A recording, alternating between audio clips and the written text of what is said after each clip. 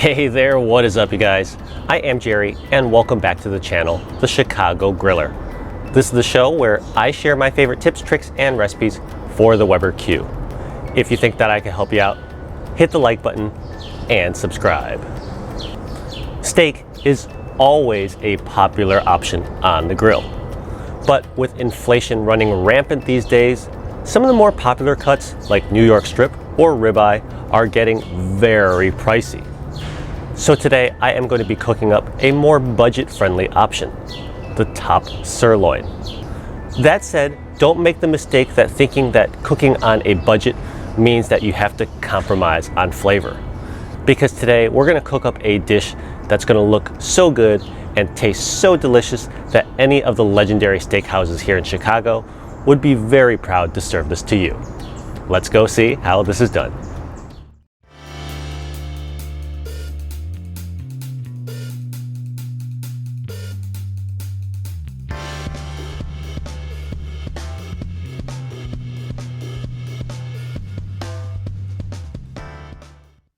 Today on the channel, I'll be grilling up these 8-ounce portions of top sirloin steak. As you can see, my butcher has cut these into 1-inch thick steaks. That's 2.5 centimeters. In restaurant menus or on grocery store shelves, top sirloin tends to be one of the more inexpensive cuts of steak that you can buy. And that's because top sirloin often lacks the same level of intramuscular marbling that is often found in other steaks like ribeye. So if you're not careful in your cook, you can end up with a chewier steak. That said, with some good seasoning and some good technique, you could still draw out a lot of flavor with your top sirloin. Today, I'm going to use some homemade Chicago steak seasoning. To do that, begin with a tablespoon each of ground black pepper and kosher salt, and combine that with half a tablespoon of brown sugar for some caramelization and sweetness, 1 tablespoon of paprika,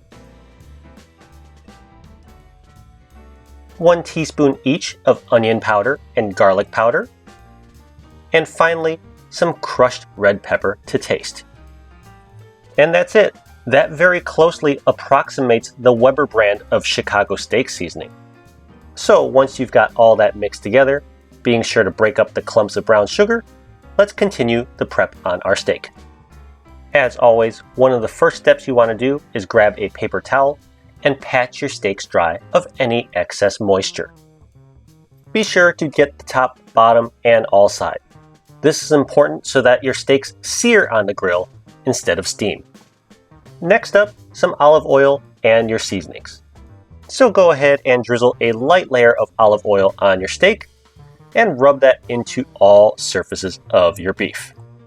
Now go and grab that Chicago-style steak seasoning that you just mixed together and sprinkle that liberally on the surface of your steak.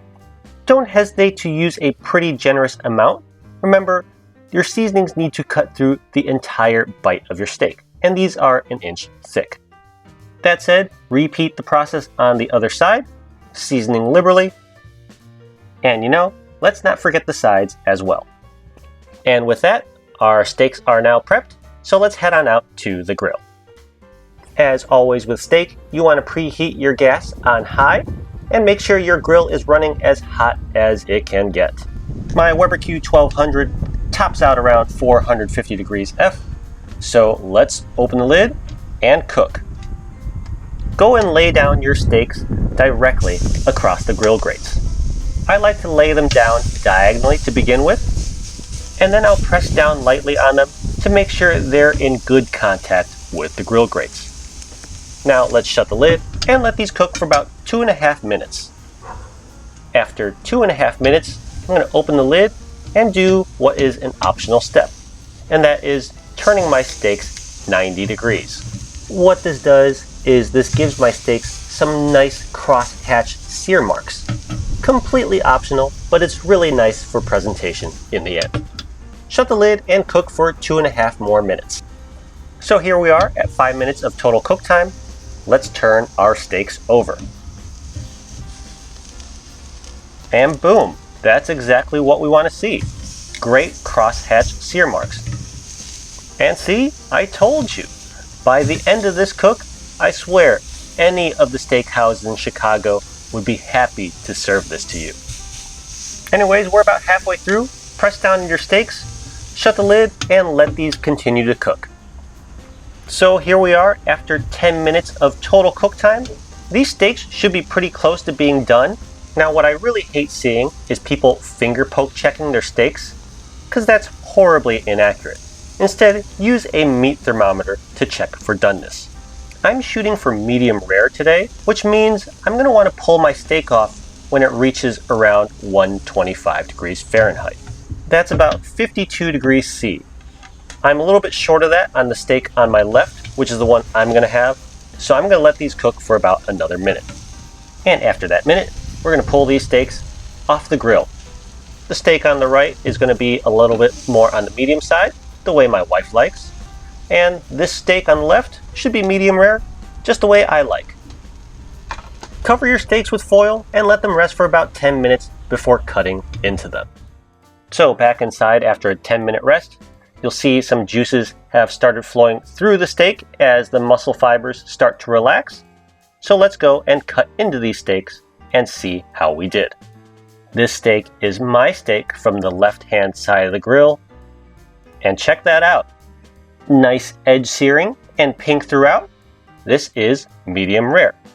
Maybe a touch on the medium side, but I would still call this medium rare.